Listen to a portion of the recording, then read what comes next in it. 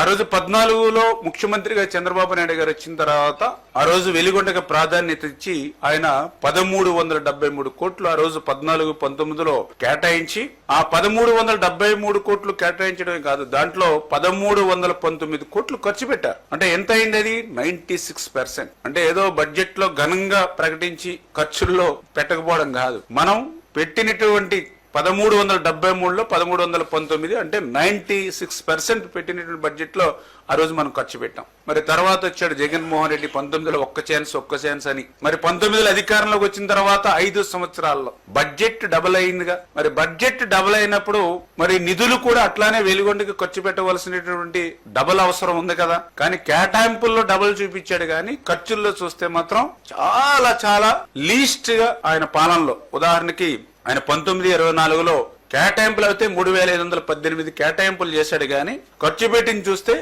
కేవలం 647 కోట్లు మాత్రమే. ఏ ముఖ్యమంత్రికి ప్రకాశం జిల్లా మీద గాని వెలిగొండ మీద గాని శ్రద్ధ ఉంది అనేది ఇదే ఒక ఉదాహరణ.